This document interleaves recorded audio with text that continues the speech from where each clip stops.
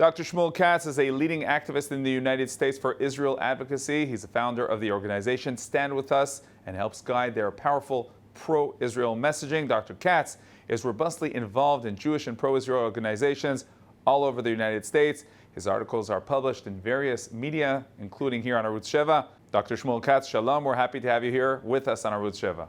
Thank you very much, Yoni. A new government is being formed in Israel with a stronger leaning to the political left than previous governments in recent times. Do you think that will have an effect on diaspora Jewry in any way? Thank you very much for the question. It is still too early to give you a correct answer. You can only try and speculate. In the United States, you have a variety of opinions as they relate to the state of Israel. The left-leaning public may even not support the land of Israel. Some of them are against the state of Israel. The people on the right will always support the state of Israel because they see in the land of Israel its ancestral homeland. And therefore they will support it no matter who is in government. The people on the left, some of them will not support any Israeli government, should it be from the left or from the right, because they have their own ideology and their own things which will not promote a stable state of Israel in the Middle East. And therefore, if you want to address the Jewish community at large, you have to deal with different groups with different opinions.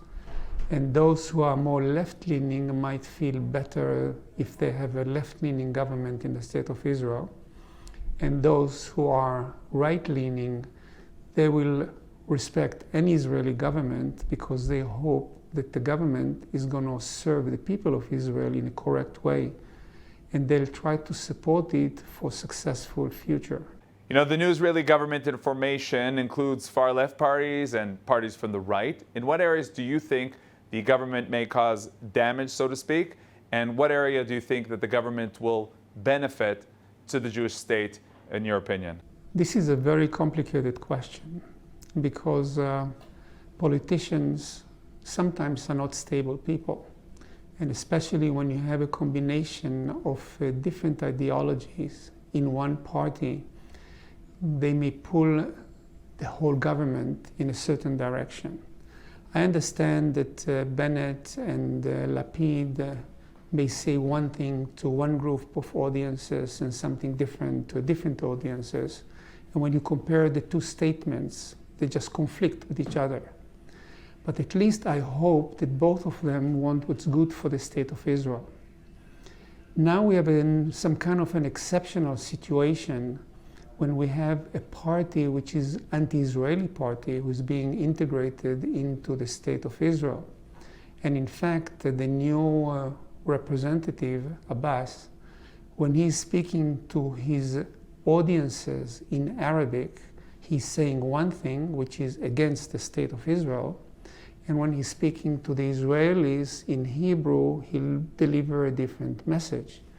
And therefore, I'm very much concerned about the ability to have a stable government when you have so many ideologies which conflict on multiple levels, and it's difficult to predict how they're going to behave down the road.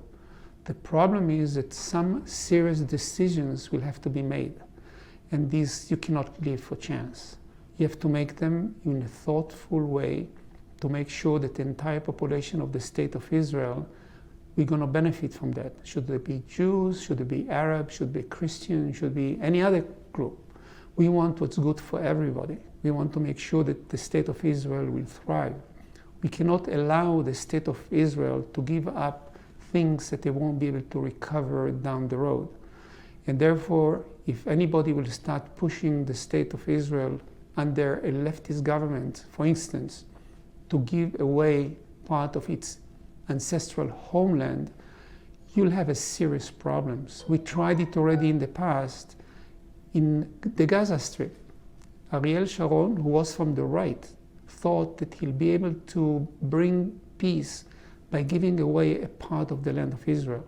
What he got in return was even a worse situation. We have another terror state in Gaza, which is instigated by Iran, who proved itself that they don't care about their own people, they'll kill their own children, and they don't care about the children of the state of Israel. And therefore, it's very difficult to predict the future, but the very important message that we have to remember, no matter who is doing the decisions on any topic, you should not give away anything that you cannot recuperate. And in fact, in the past they said, if you give away part of the land, we can always conquer it back. This was the mantra of Sharon. If Gaza won't behave nicely, we're going to go in there in a day and we'll make order in that locations. The answer is no, you will not be able to do that. We don't do it today, we won't do it tomorrow because we don't want to cause so much civilian harm. We want to have all the people in the neighborhood live well and thrive and create a paradise where Jews, Arabs, Christians, Buddhists, whoever it is, will do well. Dr. Shmuel Katz, a leading voice in Israel advocacy, mover and doer for the Jewish state. Thank you for being with us. You're very welcome.